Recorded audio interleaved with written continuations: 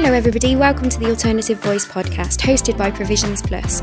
I'm Jade Neivens-Brown and I'll be interviewing a number of our approved training providers to give you more of an insight into their journey in alternative provision. Hi everybody, welcome back to the Alternative Voice podcast. Today we have Anthony Allen joining us, who is the head of school from Educate Group. So hi Anthony, thanks for joining us. Thank you very much for having me. Not a problem. So we're going to talk to you today about your journey in alternative provision and just to find out more about Educate really. Yeah. So if we start with, can you tell us a little bit about like yourself and how you ended up working in alternative provision? Yeah, of course, yeah. So I joined the company, it's got to be 18 years ago, 19 years ago. Wow, I didn't realise it was that long. A long time ago, yeah. Initially, so the company's got different departments within it and stuff, and previously it was more like primary school coaching. So I joined with the idea to do primary school coaching in schools and like PPA cover and after school clubs, breakfast clubs, that kind of stuff. And obviously we started opening the sites. So I think it started in Leicester, then they had one in Nuneaton and Coventry, and now gradually it's increased and now it's around the country. Yeah. But yeah, just within working for the company, did a cover sessions a few times and stuff, and then we had a staff member that left, and it was like Easter time, and then I was asked to go and help out and step in whilst he was off until they re-recruited. Okay. And what was that like? What was that role that you were asked to cover in? It was the lead. The lead. So there was two of us that were doing it. So I think I was doing it 3 days a week, and the other person was coming in, covering the other 2 days a week, just to kind of get us till the end of that academic year, really. Yeah. Wow. Okay. And then I just kind of assumed that after the summer holidays, I'd go back into my old role, and then I was offered the job, and here you are. And here I am. Yeah. 18 years later.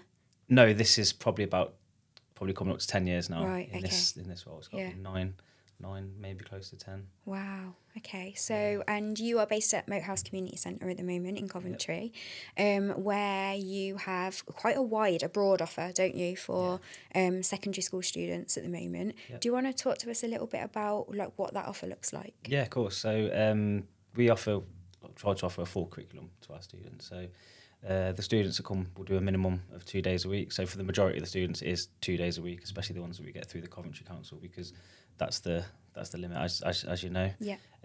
We do have some students from Warwickshire that are with us for a short period of time, and they do more days. But generally, it's 2 days a week. But within that sort of 2 days, that gives them the opportunity to access the full curriculum. So we do functional skills, English and maths, and then when they come to year 11, they'll sit exams. So at this moment of the year, this is when we're sort of generally doing the exams. So I'm so grateful that you're here. Monday's my day off exams, so okay. It's just too full on. So they do English and maths, they do a BTEC level 1 applied science, and then they do a vocation. So depending on sort of what vocation they want to do will dictate one of the days that they do. Yeah. So within that we offer health and social care, hair and beauty, sport, and then esports, which is like a gaming qualification as well. Amazing. So I remember when you very first, so we've worked together for quite a long time now. So 2017, I started with Coventry, and you were one of the first people that I met. I remember at the 87 Centre, wasn't it? That was it. Because that was where we were based before. Yeah. So we've worked together for quite a long time now. And when you spoke to me, it was about, I'm going to say 3 years ago or 4 years ago that you changed so that you were offering full curriculum.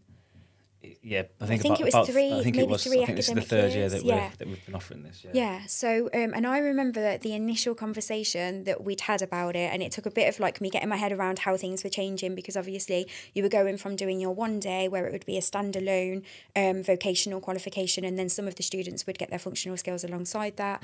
Yeah. But then obviously a lot of work internally at Educate went into what that new curriculum was going to look like. Yeah.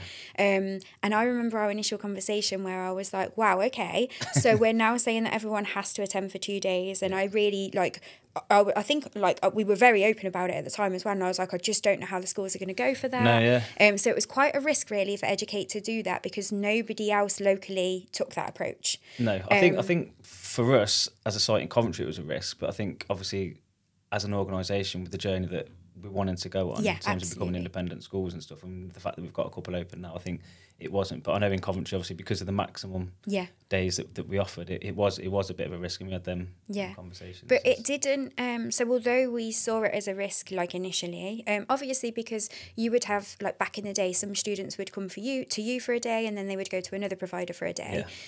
So.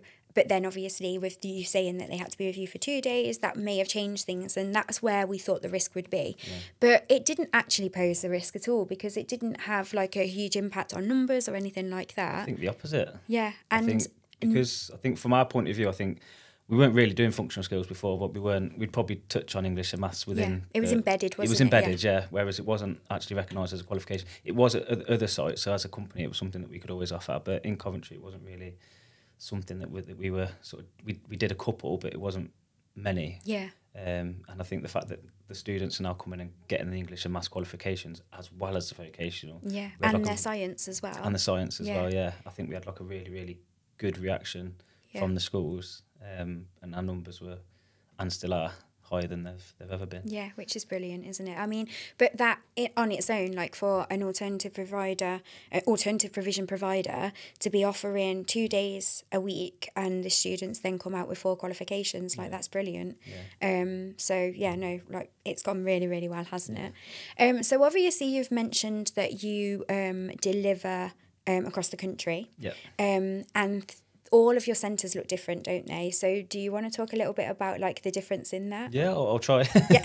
I've been to the site. So obviously we've had multiple areas across the country that we work in, and I think the company's made a bit of an effort to streamline that a little bit so that there's more of a focus on the ones that we're in, rather than, whereas I think in the past before they've tried to increase the amount of different sites, whereas now it's like we'll work with the sites that we've got and then increase within. Yeah, brilliant. So we've got one in Coventry at the moment. We've got Leicester, which has been the very first one, and it's still going. We've got a site up in Northumberland, and then we've got 2 sites now in Liverpool. So we've got Liverpool and Southport, which is right next to it. So Leicester, Liverpool, and I think Southport now we're all Ofsted registered sites. Amazing. And then obviously the plan is for ourselves and Northumberland. It was for September was the initial plan for us to go through, but as you know, we've got some issues in terms of locating what will be a second venue for ourselves, because we're still going to remain at the Moat House and run the alternative provision alongside the independent school, and that's what the new sort of model is looking like for us as an organisation. Have an alternative provision and that's amazing, and there's so much need, isn't there? Local, like nationally, there's need, but there's so much need locally to be able to have provisions that are Ofsted registered, so that more young people can be supported. Exactly, so that's amazing, and the fact that you're going to keep your alternative provision centre that you've currently got as well, really like that idea, because it's working so well, isn't it? And there's a need for that too. Yeah, there really is. I think whilst there's the need, and I think we've probably seen, especially since COVID, I think the need has probably increased. There's been such a change, hasn't there, since COVID in the type of referral that's received as well. So which requires so much more from like an internal point of view to think about the support that's being offered, the strategies that are being used. So yeah, no, it's really, really good that you're going to have the 2 centres. And so you're currently looking for a location, aren't you, for the second centre? It's not been the easiest. Yeah, it's not easy, is it? We had another guest on the show a couple of weeks ago, and she was saying like she was looking for a centre for over 1.5 years. So yeah, it's not easy. We're probably going to be about the same. Not that I'm trying to scare you, but I know that you're actively looking around, aren't you? Yeah, and we did find one that we really, really liked, and we hoped and put a bid in, and unfortunately they decided to go somewhere else. And I think that's another challenge that we're having, is the fact that what we're trying to bring to a venue, and then the landlords are looking at it thinking, well, I can either have you guys or of course, or like a generic office, or that is another challenge within itself. Because not all landlords are open to centres being used for young people either, to be fair, if we're being brutally honest. 100%. So I suppose we see that internally with where we're at the moment now as well, especially with the change in sort of referrals that we're getting, is there are at the moment, if we're being honest, probably more issues within the centre because of the types of students that we're sort of seeing. And it's level of need though, isn't it? Like, which can't be controlled. Obviously you're using your strategies and everything to support the young people, but that's what AP is all about. It's about having young people in your space that you can help and you can support. But knowing like the venue and them fully understanding what it is that you're trying to achieve, that Yeah. could be difficult sometimes. It's quite difficult to balance Yeah. sometimes. Yeah. You've been there a long time though, haven't you?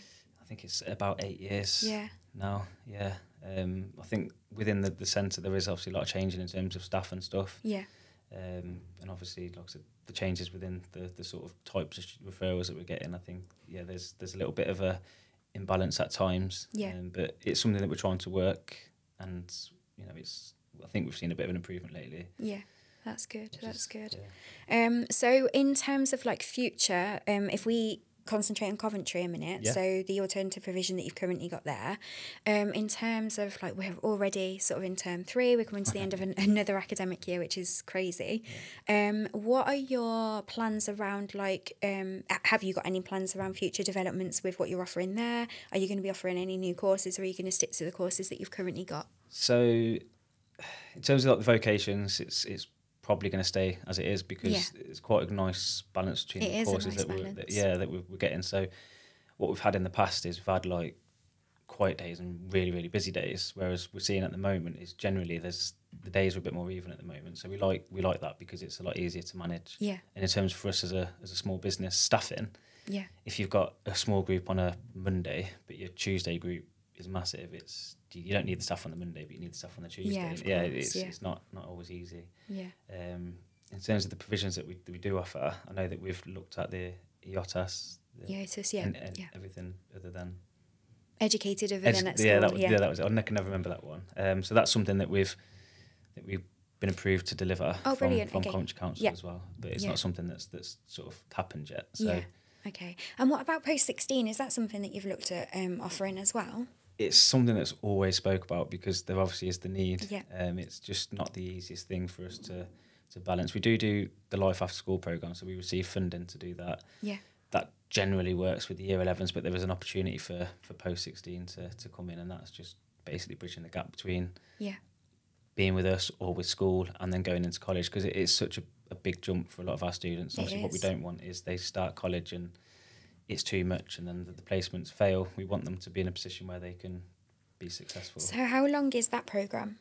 We run it all year round. Oh, okay, that's really good. Yeah, it's because you're so right. Like, so many of the young people, especially young people that have been accessing alternative provision for a long time. So lots of our young people could have been sort of on a course for 2 years, so year 10, year 11. Yeah. And during that time, they've got this whole sort of support network around them in addition to school. Yeah. So obviously, you've got all of your staff there, at Educate. They have contact with people maybe from the local authority if they're on a framework, and like other support people that come into that network as well. And then once they finish year 11, all of that's then pulled away. Yeah. So they finish school and they lose all of the support from school. They then lose all of the support from AP, but we're then expecting them to just be ready to go into a mainstream college and get in line and do all of what they're supposed to be doing without any support. Yeah. So there is such a growing need, especially young people that do have EHCPs, making sure that actually they are being given options that can still be tailored towards them. I think that's why there's a growing need within alternative provision for post-16 provisions. Yeah. But I fully understand that with the facilities you've got and with the timetable and the curriculum that you're already offering, that would be really tight for you to be able to offer.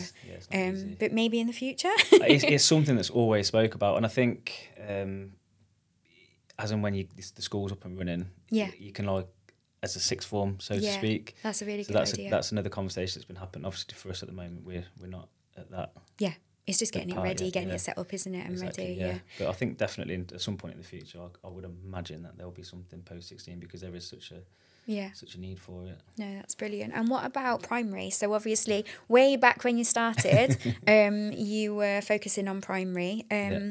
Is there any offer for primary currently in Coventry, or is that something that you would be looking at doing in the future? Not from our point of view at the moment, okay. No. Yeah.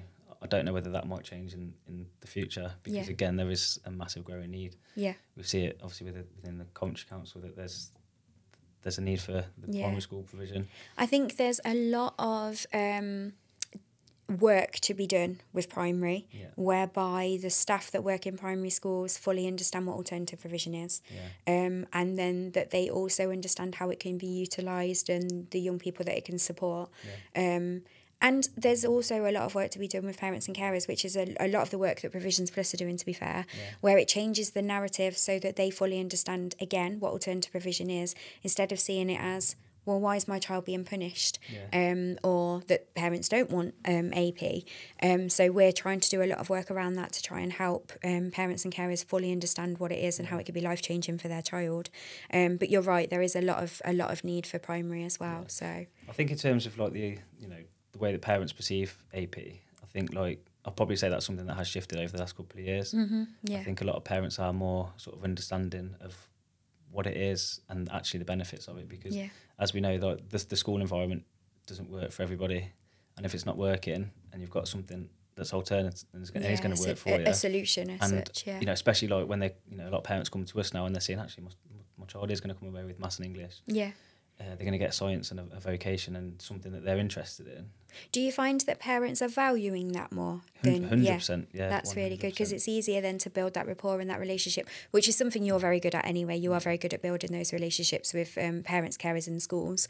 But I suppose if they can see the value of the programme that you're offering as well, that's definitely going to help, which in turn is then going to help with the rapport with the young people, isn't it? And I think the maths and English section is probably the biggest thing, I think, because that's something the emphasis is always put on getting your maths and English, and we say it to our kids all the time and to parents and stuff, is ultimately like if you want to go into college or an apprenticeship and stuff like that, whether it's now or at some point in the future, you are going to have to do your maths and English. So schools would use that approach as well, would tell obviously the young people that they need their maths and English. Everybody knows we need our core curriculum. What makes your approach different? Like, how are you getting I'm putting you on the spot now. No, that's fine, How are you getting the results? How are you managing to engage those young people with their core curriculum so that they are getting the English, maths and science, and succeeding in an area where maybe that's just not working in school? So I'll do it the way that when we speak to the parents and stuff. Okay. Like, this is what we talk to the parents and the schools and the referrers and stuff and the students about, is a lot of our students, in terms of like, if we're being honest, concentration levels are not the best. So if you go and put, I'll be honest, I'd be the same. I think if I had to go and sit in a maths lesson for an hour, I'd be exactly the same. I'd switch off and you lose focus, you lose concentration, and for some of our students, that's when they start messing around and being silly and get into the situations that is ultimately not working for them at school. Obviously, the school will have a specific way that they want them to be and to deal with this behaviour, and obviously then that involves taking them out of class and stuff.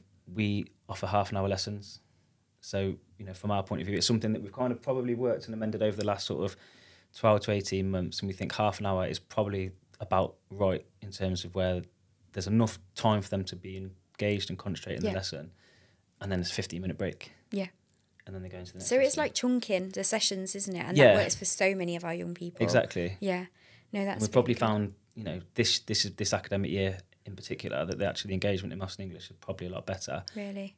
Just so by taking 15 minutes off the lesson. And it's like I said, it's a manageable chunk of work. No, that's really good. Obviously, we do the initial assessments. They do them every 12 weeks. So we know that. And that's in English and maths. That's so we use a platform called 4Skills that will give us a score. Then they'll do diagnostics and stuff, and that'll work on their areas for development. What we do is we grade the lessons. So there's an expectation for different within the lesson. And depending on your initial assessment results, that's the target that you'll have in the lesson. So the students are working to something that's a bit more relevant to them. So again, it's that tailored approach, which is so important, isn't exactly, it, in alternative provision? So what we don't want is a student being in a maths lesson finding it either too easy, because they're going to start messing around, or too hard, because then they're going to lose interest and then start messing around. So we try and make it so that the lessons are tailored individually. We've also, obviously, we've got smaller groups than what they'd have in a school, and more available staff. So we've got the staff team, so you'll have a tutor delivering. We've got learner support workers now as well, which I think has been a massive addition as well. No, that's really good. So you've probably had them now, 18 months? Is this the second academic year? Yeah, so we had our apprentice Hayden started last September, who's just now fully qualified. Oh wow! And again, if we're talking through sort of post-16 options, he was one of our life after school programme students. So he's come through that journey with us, and then obviously become an apprentice. There's something so special about that, isn't there? Having the young people that you've worked with, from whatever age. So it could have been year 9, 10 or 11. See them go through that journey and then decide to stay on. And then be taken on as a member of staff is just incredible, isn't it? It's something as an organisation we have had a lot of really, really good success. Yeah, no, that's really But good. obviously for our students to see that we've got this person within our staff team that actually was in exactly the same situation as they were just, I think, nearly 2 years ago, it's brilliant. It is special. That must take a bit of sort of managing from your point of view, though. So I started in alternative provision when I was 19. So, and where I worked, there was like the pre-16 and then the post-16. So obviously being 19, I was literally a year above some of their oldest students. And I was always quite mindful of that anyway. But I think like it's a lot of young people aren't necessarily aware of sort of those professional boundaries and things like that. So that must take, and especially where, because some of your learners will, well, your staff now will have been learners at the same time as some of your students that would roll over. That must take a bit of managing from your point of view to make sure that like everything, those professional boundaries are set. How do you achieve that? I think it's just kind of work, talking when you talk to the students and stuff, like, and getting them to understand that, you know, he's a staff member now. So, it's a quite a transition, isn't it? And for the young person that's then become a member of staff, it's a huge transition. So the fact that that's worked and it's worked really well is that's in this particular case is he took that really, really well in terms of like he separated himself in terms of being a staff member really, really well. So he made that from his point of view really, really easy. Obviously from some of the students' point of view, we did have a couple of issues along the way because obviously they were going from seeing him as a fellow student and as a peer. So now he's a staff member. But then when he becomes that staff member, I suppose that's also a little bit like, wow, like how do I make that transition to from student? Can I be staff? Exactly, so it gives them something to aspire to be as well, I suppose, doesn't it? Which so really, really well. Okay, so you've obviously covered the different areas, the vocations that you specialise in. What obviously in Coventry especially, there are lots of training providers at the moment. So and some of which will offer similar courses to what you specialise in. Now, although you have been around for a long time, you've got a very good reputation. All of the schools know you. A lot of the schools, especially secondary schools, have got very good relationships with you personally as well. And I think that's like credit to you because you've gone out of your way to make sure that you uphold those relationships with the staff. But what do you think makes you special? What, not you personally. Why are you special, Anthony? What do you think makes Educate stand out from the crowd? What makes you special? I don't think that's necessarily a fair question because I think we obviously, you know, we know the good work that goes in at other provisions, and I don't think that. But is there one thing? Is there one thing that you think that you're doing differently that just makes you stand out? Again, I think that would be discredit to the other providers. I think everyone does work in different ways, and everyone's having a massive impact on the students that are getting through. Which is, you know, I think obviously we do a whole package, which I think does work really, really well for us in terms of the Maths and English and the vocation qualifications that we offer. But I'd second that. I think the full curriculum definitely is one of those things that like it's working. It's working for your students. And attendance on our provision is like way above the national average. Like, that's brilliant. Which I think we've got a really, really good staff team, and I think a lot of our students actually enjoy coming in. And that's from the relationships that your staff have built with them. How big is your staff team? So it's the biggest it's ever been, which is brilliant. And again, it's a massive, massive sort of positive for us that we're in a position where we can have this staff team in place. So you've got myself, we've got Jordan, who's the on-site deputy, but he also he does tutoring as well. So he does especially the maths and some of the vocation. We've got Reese, who's come back, which was massive for us because again, it's another staff member who is very, very good at the role that he does, doing the tutoring. We have Stacey, who does 1 day a week, hair and beauty tutor. So it's nice again to have such a specialist in the area, and obviously the things that she brings along in terms of obviously she's very, very good at what she does with the group as well. But she owns her own salon. Yeah, which is amazing, which isn't is brilliant, it? So the because you also run trips from the course to the salon, don't you? So that they can get some experience within the salon setting. It's like a work experience day for them. So rather than come to us for that day, they'll go and work at the salon, and Stacey will show them basically what it's like being in a live salon. And we've had a real good group of previous students that are now at college doing hair and beauty, and Stacey does also do a bit of work for the college as well, so she sees them regularly. Oh, and that's a lot really of them good. are doing, are doing really, really well. And then we've got Rochelle and Hayden as our learning support workers, who are just both absolutely amazing at what they do. Yeah. And Rochelle does do a little bit of tutoring from time to time as well, because she's on a journey personally to go from being a learning support worker to a tutor. Oh, wow, okay. That's really good. Yeah. That's really nice that she's in such a supportive setting to be able to sort of work towards that as well. And that's I think good. like with Jordan and Reese, they're really good at sort of letting her have a little bit of, she'll do some of the English lessons, some of the maths lessons. She's took a lead on the health and social care, and she works at our Leicester site a day a week as well, delivering health and social care there. So she's sort of well on that, that's good, that journey. And obviously our staff are all doing qualifications, level 5 in teaching and stuff, which she's doing too. So that's really good. It's brilliant. Really good. And how do you, because every time I come in to educate, there's always like a really nice feeling. You guys all get on really well. Yeah. Has that become is that just natural, or do you, as Educate Group, do you take measures to make sure that the staff team are feeling confident, supported? I think first and foremost, I think we've got a staff team that are in this job for the right reasons. Absolutely. And have got the passion. You've got to have the passion. I think if you're in it for the money, I think you're not going to be in this job. I think you've got to be in it because you want to be in it, and this is the sort of field of work that you want to do. You want to make a difference with the children. You want to help, and you actually enjoy doing it. So I think first and foremost, we've got a staff team that everyone enjoys coming into work. And I think that helps.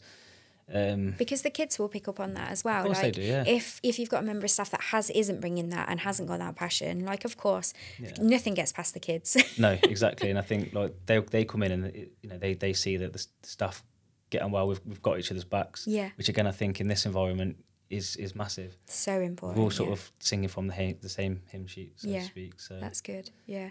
Because what you've just said there about in this environment is so important to be to support the team and stuff, and all to support each other. I've said this a few times on the podcast. Obviously every day in alternative provision is completely different. Yeah. But you could go from dealing with a really significant safeguarding incident 1 minute to then dealing with an on-site behaviour incident the next minute. It could be very, very quick, hectic, chaotic, can't it? And I think staff often get no processing time in between all of those things, so it could get to lunchtime and you've dealt with 4 or 5 situations. And actually, if you're not within a team that are supportive to each other and that can help each other get through that and not having processing time, it could be horrendous. So it's really important to have a team that is supporting each other. So that's really good. We could have a really difficult day, and then comes to 3 o'clock, and then everyone just de-escalates. And just has a laugh, and everyone's fine again. Yeah, no, that's good. I think, like really you said, important. I think within this industry, I'll always say this could be the best job in the world, or it could be the worst job in the world. Yeah. And I think there's everything else in between as well. Yeah. It is every day can be so different. Yeah. And you don't know what sometimes what you're getting up for, do you? Because it could just, and then at the end of the week, it could just be wow, we've been through so much this week. Exactly, yeah. But it's all worth it, isn't it? Seeing the impact that you're having on the young people and the difference that you're making, because I always say it, and I'm starting to sound a bit like a broken record, but AP can be life-changing. If it's the right alternative provision and it's the most suitable setting for the young person, it can change everything. For them. So it makes, when you see that happen, and when you have that light bulb moment as well with a young person that's just not managed to engage with education or with other settings, and then they come to your setting, the relationship is there, and then they have that light bulb moment where it all just falls into place. And it works like that. There's something so special about that, isn't it? We've got students and had students. We've got one particularly at the moment where his literally his attendance at school is 0%. Wow. And his attendance with us is, bar a couple of holidays, is 100%. It's crazy, isn't it? It just shows that there's such a difference in terms of environment. And this is a student that, he's year 10 at the moment, but will go on and achieve next year and go away 4 or 5 qualifications that otherwise he wouldn't have got. And then if he doesn't get the qualifications, obviously then everything post-16 just becomes a million times harder. That's so good, though, that he's engaged so well with you, okay, so if any, new schools, new families wanted to come and look at Educate and meet you in person, what would they need to do in order to do that? Get in contact and arrange a day and time that they can come round and see it. And you'd facilitate, a site visit and everything? We answer any questions, all the time, Okay. We've on the Warwickshire framework now, so what we do tend to get a lot more of is you get a lot more parents calling That's good, yeah. and saying, oh, you know, my student's not in school at the moment, my child's not in school at the moment, sorry. Can we come and have a look? Because we're looking at potentially whether to speak to the council about your provision. Yeah, and then brilliant. they'll just come at the end of the day and have a look around and a meet and a conversation, and if they enjoy it and think it looks like it's something that would work for them, then they can apply through the council. So you're on obviously Coventry framework, you're also on the Warwickshire framework, which is amazing. So that's obviously 2 referral routes there. So if parents and carers are sort of looking at you as an option, then that's 2 ways that they can potentially access your provision, which is fantastic. And now, obviously, you have joined the Provisions Plus network as well, which is amazing. Like, I'm so happy to have you as obviously a part of the network, because I've working with you for a long time and seeing the value in what you guys do and the impact that you have on young people.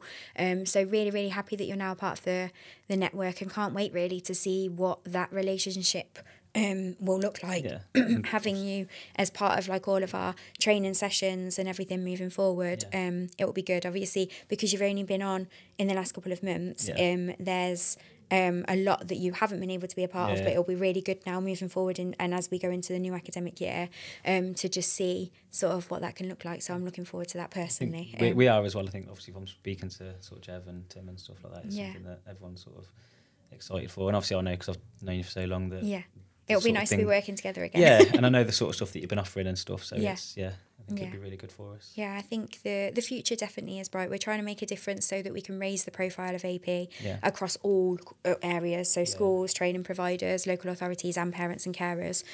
So having amazing organisations as a part of our network like Educate, that's just going to help to grow that even more, I think. So is there anything that we've not covered that you would like to talk about today? I don't think so, no. No? Do you know what I love? How, when I asked you about what makes you stand out, I love that you didn't feel awkward on the podcast to be like, well, actually, no, I feel like that's unfair. I love that you did that, because it just shows how natural the conversation is. And it also shows that you wouldn't, not that I know you wouldn't do this, but it's not as a discredit to anyone else, because you think everyone's doing good work in different ways. And everyone does do amazing stuff, and I think it's, you know, as a industry AP, I think it's right that everybody gets recognised, because it is. Yeah, absolutely, and that's what we're all about, recognising all of the amazing work. Like I've said so many times, we have young people that are not able to, well, schools are not able to meet need, specialist settings are not able to meet need, and then they go to AP and miraculously, look what's happening. We're meeting need and we're making like all of these changes, and I just think like that needs to be celebrated, because there's so many organisations that never get the credit that they deserve, and that's what Provisions Plus is all about, which is why we're doing Alterna Prestige as well.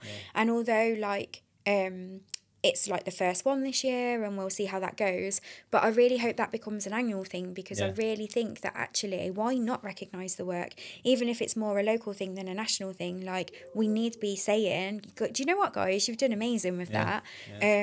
So really, really looking forward to that and just seeing how it goes. But if the numbers are anything to go by, I think it will be a good night. So we basically, originally we booked, so that was the first event that I booked when I started Provisions Plus. I booked it in October, and obviously I only launched mid-September, so I knew that I wanted this thing. So I booked it, and then I booked for 90 people, because I was like, I just don't know how well things are going to go. I don't know whether it's even going to be something that people would want to attend. And then we basically sold out of the first 90 very quickly. So we increased to 150, and we've almost sold all of them as well. So there's a lot of interest in it, which is really good. But I just think what a lovely way to end the first year of Provisions Plus as well, like, and another year of alternative provision. Like, just let's celebrate. So thank you so much for joining me today. Really, really enjoyed having you on the podcast. Thanks for having me. I've enjoyed it. And like I say, just really enjoying working together again, really, and seeing what the future holds for us all. So yeah, thank you very much. Thanks for having me. Thank you. Cheers. Thank you so much for joining us today for the Alternative Voice podcast. We hope that you found today's discussions insightful. If you wish to find out any more information about Provisions Plus, alternative provision, or today's guest, please get in touch with us at info@provisionsplus.co.uk, and we will be more than happy to help. Thank you.